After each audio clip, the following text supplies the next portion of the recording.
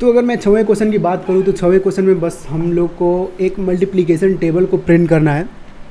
तो multiplication table का अगर मैं कॉन्सेप्ट बताऊं तो आप लोग को सबको पता होगा कि अगर 2 का टेबल है तो 2 1 2 3 4 5 6 7 8 9 10 में मल्टीप्लाई होता जा रहा होगा। अगर 3 की टेबल की बात करूँ तो 3 सेम टू सेम सिमिलरली 1 2 3 4 5 6 7 8 9 10 में ऐसे मल्टीप्लाई होता जा रहा होगा। 4 सिमिलरली सेम ही मल्टीप्लाई होता जा रहा होगा। ऐसे ऐसे करना है। तो इसका कॉन्सेप्ट क्या है कि हम लोग को कुछ ऐसा लूप करना होगा, ऐसा लूप लगाना होगा, मतलब लूप को ऐसे डेकोरेट करना होगा कि वो एक टेबल की तरह परफॉर्म करे, मतलब एक टेबल की तरह सिमिलरली परफॉर्म करता जाए, ताकि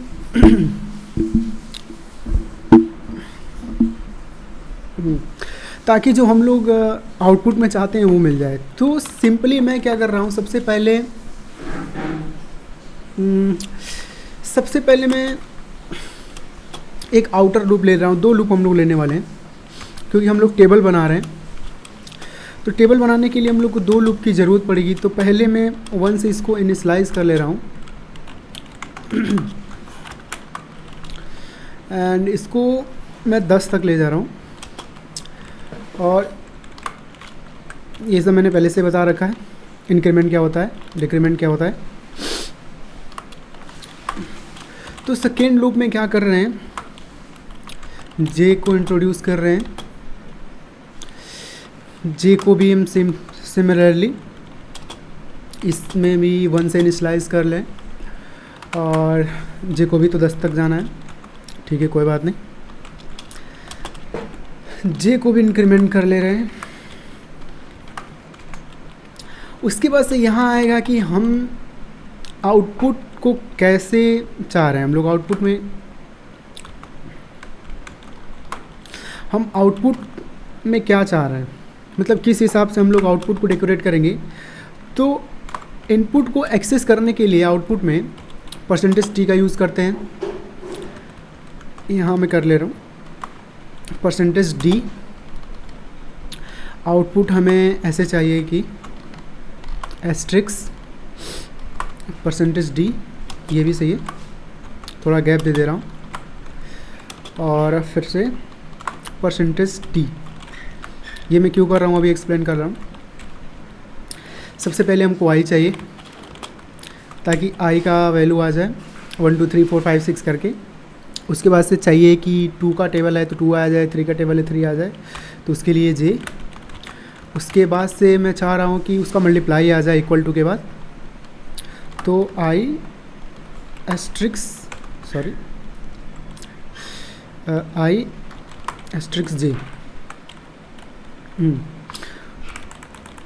यहाँ पे एक चीज़ छूट रहा है,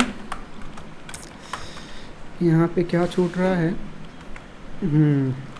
टी सही है, अभी सही है। उसके बाद से नेक्स्ट लाइन में प्रिंट करने के लिए एक और लिखना पड़ेगा इंस्ट्रक्शन, वो होगा हमारा नेक्स्ट लाइन का।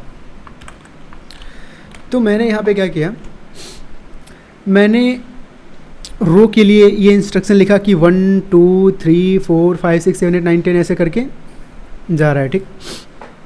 कॉलम के लिए लिखा 1 1 2 ऐसे 3 ऐसे 4 ऐसे 5। क्या हो रहा है कि 1 यहाँ पे आ जाएगा, जैसे कि 1 1 1 1 ऐसे जाएगा और 1 2 3 4 ऐसे जाएगा, राइट। तो ऐसे कुछ मल्टीप्लाई हो रहा है। तो i को मैंने यहाँ पे डाला है, j को मैंने यहाँ पे डाला है, इक्वल टू के बाद जो i क्रॉस j जा रहा है यहाँ पे डाला है।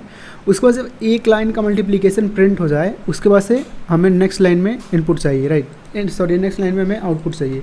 तो उसके लिए मैंने ये लिख रखा है, इसको पहले फॉर्मेट कर ले रहे हैं ताकि आउटपुट एक फॉर्मेट में आए। मैं यहाँ पे डैश नहीं रखना चाह रहा हूँ, यहाँ पे भी नहीं रखना चाह रहा हूँ, यहाँ पे भी नहीं, यहाँ पे भी नहीं, यहाँ पे भी नहीं। हमको डैश चाहिए यहाँ पे, ठीक, एक यहाँ पे चाहिए। बाकी इसको प्रिंट कराते हैं। थोड़ा इसको छोटा करता हूँ, देखता हूँ कैसा आंसर आ रहा है। 1 2 3 4 5 6 7 8 9 10 सही है। 1 2 3 4 ये भी सही है। 3 से मल्टीप्लाई हो रहा है 4, 4 के बाद किधर चला गया, 4 3 इधर उधर प्रिंट कर दिया है, लेकिन आंसर तो सही आया है, ये मुझे मालूम है। तो ऐसे ही आप टेबल भी प्रिंट कर सकते हैं, ऐसे ही सिमिलरली आप टेबल भी प्रिंट कर सकते हैं। यहाँ गैप देके हम इसको ठीक कर सकते हैं, क्योंकि बिना गैप के मुझे नहीं लग रहा है ऐसा कुछ होने वाला। एक यहाँ गैप दे दे रहा हूँ।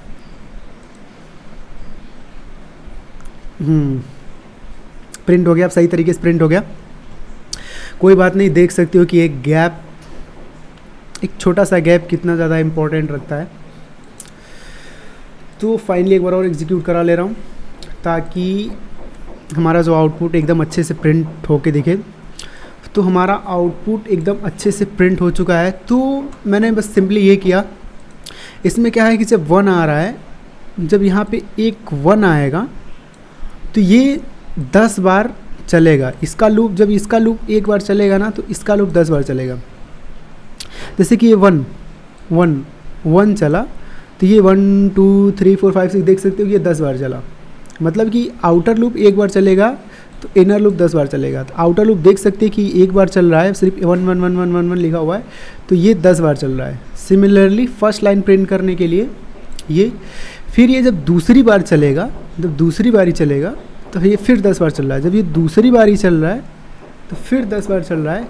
तो ऐसे ही इसका कॉन्सेप्ट यही है, बाकी और इसमें कुछ है नहीं।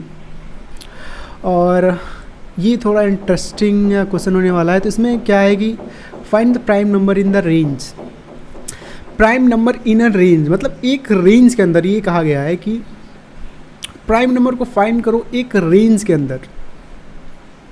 तो हम लोग कुछ ऐसा इंस्ट्रक्शन यहाँ पे देना होगा कि वहाँ पे एक रेंज जैसा दिखे, कुछ रेंज जैसा ऑप्शन आना चाहिए। तो प्राइम नंबर क्या होता है? प्राइम नंबर कहने का मतलब ये, प्राइम नंबर कहने का मतलब ये कि जो खुद से डिवाइड हो जाए और एक 1 से डिवाइड हो जाए, राइट? मतलब किसी और नंबर से डिवाइड ना हो। तो इसमें हम लोग क्या कर रहे हैं कि यूज़र से इनपुट लेने की कोशिश कर रहे हैं कि यूज़र ही डिफाइन करे कि हमें कहाँ से कहाँ तक, मतलब रेंज चाहिए ना, रेंज, यहाँ पर रेंज लिखा हुआ है। तो कहाँ से कहाँ तक हमें यूज़र को प्राइम नंबर चाहिए।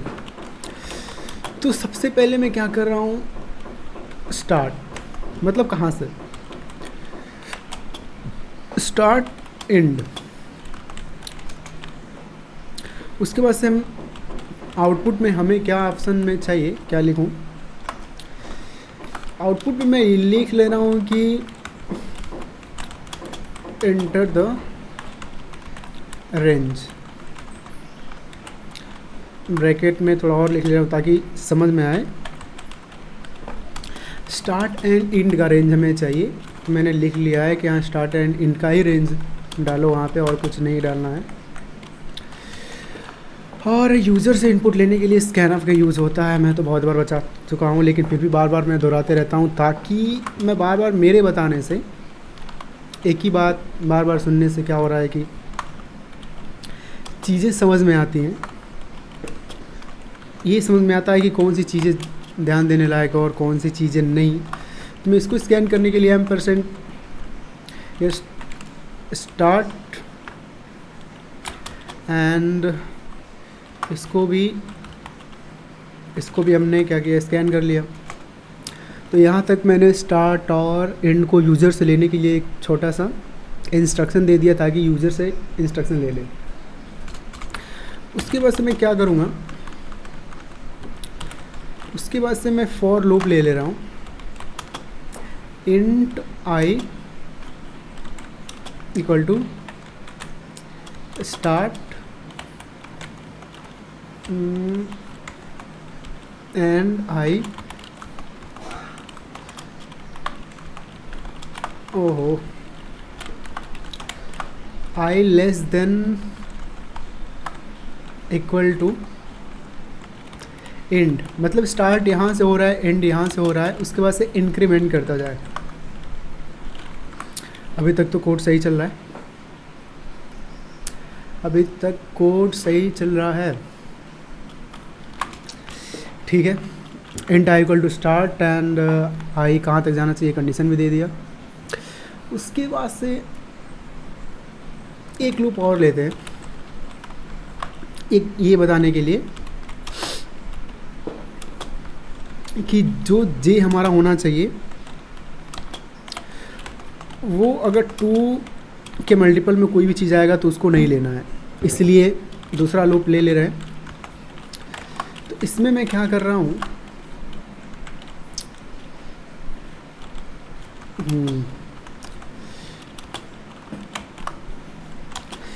आई को मैं अगर कोई भी नंबर अगर आई को डिवाइड कर पा रहा है, मतलब कोई भी नंबर अगर आई वाले रेंज को स्टार्ट से अगर इनपुट के मैं कुछ ऐसा लिख रहा हूँ, यहाँ पे एक और इंस्ट्रक्शन दे देते हैं, इस प्राइम, पहले इंट लिखना था क्योंकि ये भी तो बताना पड़ेगा ना कि ये प्राइम है, राइट, ये प्राइम है। उसके बाद से कुछ ऐसा इंस्ट्रक्शन दे रहा हूँ कि अगर ये होगा ना तो प्राइम नहीं होगा। मैं वही कहना चाह रहा हूँ कि अगर 2 से डिवाइड हो जा रहा है, अगर 2 से डिवाइड हो जा रहा है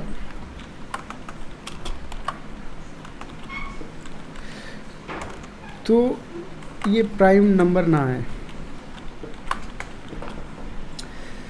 तो 2 से डिवाइड हो जा रहा है तो ये लिख के आए कि int J equal to 2 and ये इतना सही है।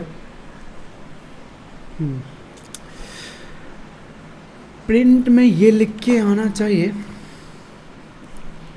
कि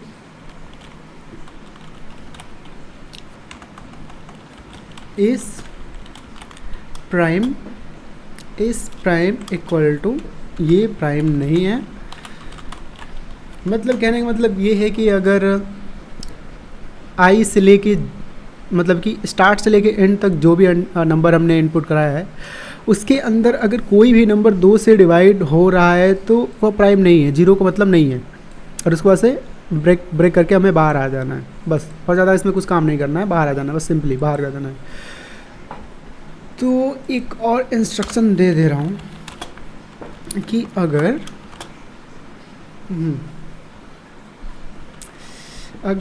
अगर प्राइम है और आई जो है बड़ा भी है 1 से, तो हमें आउटपुट में ये लिख के दो कि ये प्राइम है, सॉरी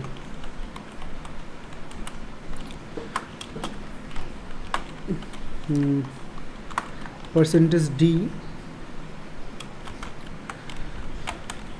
एंड आई, राइट। एक चीज़ मैं यहाँ इंट्रोड्यूस और करना चाह रहा हूँ, कंट्रोल X, इसको मैंने हटा दिया। अगर आई जो जे को डिवाइड कर रहा है और 0 के इक्वल आ रहा है, अब जाके अगर ऐसा आ रहा है, इसको मैं फॉर्मेट कर लूँ थोड़ा, तो अगर आई जे को अगर डिवाइड कर दे रहा है और 0 के अगर इक्वल आ रहा है तो प्राइम नहीं है और ब्रेक करके बाहर निकल जाओ। अगर प्राइम है और उसके साथ ही साथ 1 से बड़ा है तो मैं आई प्रिंट कर दूँ। तो सेम चीज़ मैंने यहाँ पे किया और अब जाके मैं इसको रन कर रहा हूँ। अब देखते हैं क्या आ रहा है, काम कर गया, सही है, कोड सही है। तो यहाँ पे मैंने क्या किया है, मैं वही समझाना चाह रहा हूँ, ये कि यहाँ पे बस छूट रहा था, बाकी सब कुछ सही है। मैंने क्या किया कि सबसे पहले इसको तो मैंने डिक्लेयर कर लिया, स्टार्ट को एंड को, इसको क्योंकि हमें यूज़र से चाहिए था। मैंने ये लिख लिया कि प्रिंट, कि हमें आउटपुट में चाहिए था इसलिए लिख लिया। इनपुट को एक्सेस करने के लिए यूज़र से स्कैनर का यूज़ किया। फॉर लूप का यूज़ मैंने इसलिए किया ताकि रेंज पता चले हमें कहाँ से कहाँ तक चाहिए। इंट इस प्राइम का हमने यूज़ किस लिए किया कि अगर वो प्राइम रह रहा है तभी जाके आगे बढ़े। तो हमने कंडीशन ये दिया है कि सबसे पहले इनमें से जो भी हैं आई जे जितने भी हैं, लाइट चला गया कोई बात नहीं, मैं देख रहा हूँगा शायद। तो इनमें से जितने भी हैं, इनमें से इवन नंबर वालों को निकालो, मतलब मल्टीपल वाले 2 को निकाल लो। और अगर आई जे को डिवाइड कर रहा है और 0 हो रहा है, इसका मतलब ये है कि वो 2 के मल्टीपल है, वो प्राइम नंबर नहीं है। तो कोड को ब्रेक कर दो। वरना अगर वो 2 के मल्टीपल जो नंबर नहीं हो रहे हैं उनको यहाँ से भेजो और 1 से बड़ा करके रखो और प्रिंट कर दो आंसर में। तो सेम टू सेम अगर हम लोग रन करें तो वही सेम टू सेम दिख भी रहा है। कोई भी नंबर ले सकते हैं और कोई भी नंबर काम कर रहा है, सारे नंबर्स प्राइम नंबर ही हैं। तो ये नंबर सक्सेसफुली एग्जीक्यूट हो गया। तो उसके बाद से हमने 7वां क्वेश्चन कंप्लीट कर लिया। और 8वां क्वेश्चन की बात करें तो use continuous and break, skip multiple of 3 and stop at 20।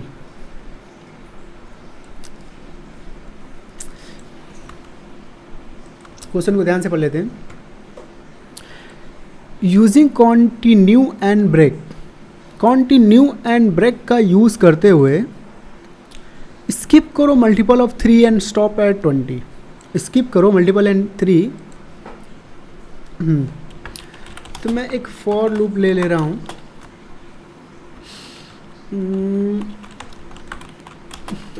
Int आई को मैं 1 से स्टार्ट कर दे रहा हूँ एंड आई को क्या कर रहा हूँ, लेस देन इक्वल टू 50 ले रहा हूँ।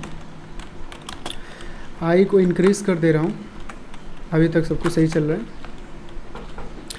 उसके बाद से मैं क्या कर रहा हूँ, सही है। तो एक इफ़ ले रहा हूँ, अगर multiple of 3, skip multiple of 3। 2 चीज़ें, बहुत सारी चीज़ें कर सकते हैं। हमें कैसे भी करके 3 के मल्टीपल आना है, राइट। अगर आई डिवाइड हो जाए 3 से और इक्वल हो जाए 0 के, तो हमें क्या करना है, कोड को कर देना है कॉन्टिन्यूस।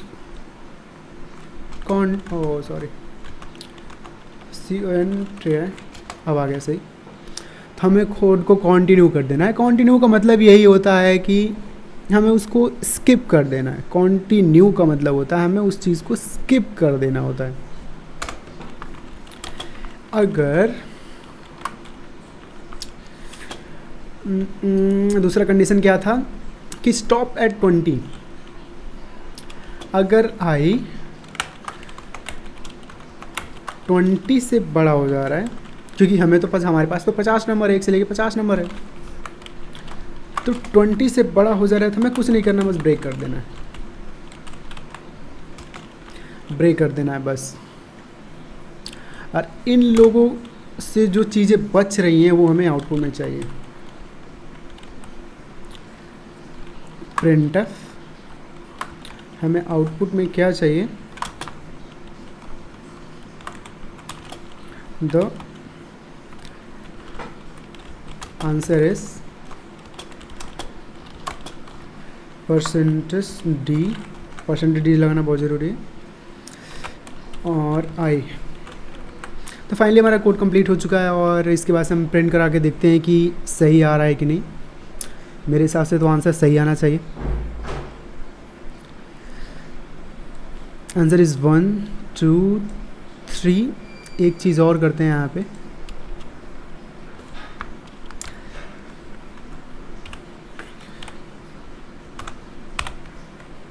अब शायद आंसर एक्यूरेट है।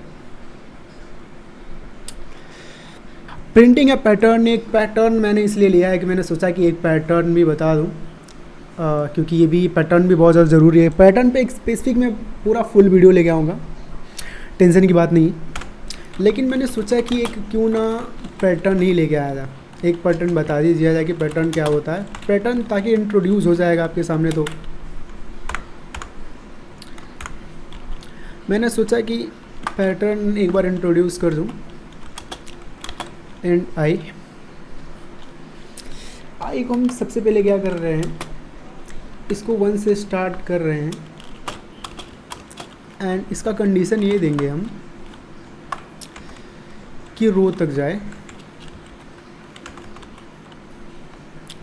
रो यूजर्स इनपुट ले रहे हैं, पहले यूजर्स इनपुट ले रहे हैं वरना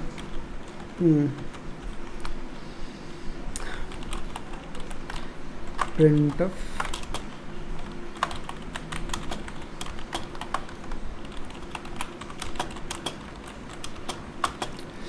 enter the number of row। ठीक, स्कैन करा लेते हैं, स्कैन %d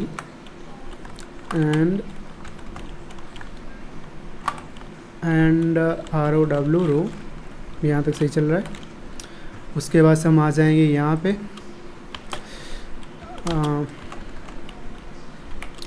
उसके बाद से हमने क्या करा, आई को इंक्रीमेंट करा लिया। दूसरा लूप लगा लेते हैं क्योंकि ये ज़्यादा ज़रूरी है, बिना दूसरे लूप के हम प्रिंट ही नहीं कर पाएंगे कोई भी पैटर्न। मैट्रिक्स ज़्यादा ज़रूरी है क्योंकि अगर डबल लूप लगाना ज़्यादा ज़रूरी है, लगाना ही पड़ेगा। इसको मैं 1 से ही स्टार्ट कर रहा हूँ, सेम टू सेम। दूसरा कंडीशन ये दूंगा क्योंकि बहुत सारी चीज़ें यहाँ से हम कर सकते हैं, यहाँ से बहुत सारी चीज़ें हम लोग मैनिपुलेट कर सकते हैं। तो मैं एक नॉर्मल सा पैटर्न लेके चल रहा हूँ। सिंपली मैं क्या कर दे रहा हूँ, इसको मैं ये क्यों नहीं आ रहा, हाँ आया, इक्वल टू आई। मैंने ट्रायंगुलर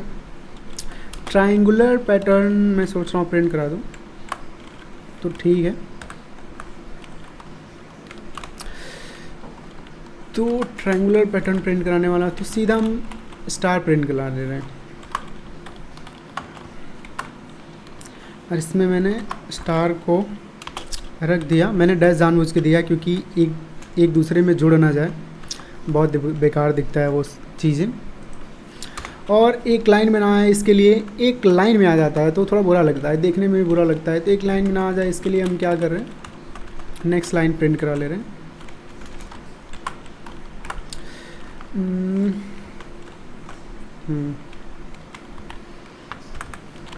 तो कोड हमारा कंप्लीट हो रहा है और मुझे नहीं लग रहा है कि इसको फॉर्मेट कर ले रहे हैं। थोड़ा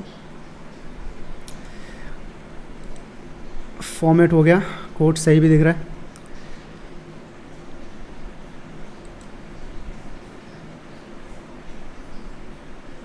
इंटर नंबर ऑफ रो 4 चाहिए। तो फाइनली आउटपुट आ गया, वहाँ पे गलत कुछ नहीं था, बस एफ छूट गया था। और फाइनली तो ये वीडियो मैं यहीं पे कंप्लीट कर रहा हूँ 9 क्वेश्चन के साथ। और वीडियो पसंद आया तो चैनल को सब्सक्राइब कर दें। और मैं जावा का पूरा फुल कोर्स लेके आ रहा हूँ, वो कोर्स बहुत ही ज़बरदस्त होने वाला है। ये तो मेरे लिए भी बिगनर कोर्स था तो कोई बात नहीं, लेकिन अगला कोर्स बहुत ही ज़बरदस्त मैं बनाने वाला हूँ। तो चैनल को सब्सक्राइब कर दें एंड बेल आइकन को भी ऑन कर दें। Next video will be on the Java, तो चैनल को सब्सक्राइब कर दें। मैं बार बार बोल रहा हूँ क्योंकि अभी ये मेरा चैनल बिगनर है, इसीलिए नया चैनल मैंने ओपन किया, इसलिए सपोर्ट की ज़्यादा ज़रूरत है। और मिलते हैं नेक्स्ट वीडियो में, तब तक के लिए बाय।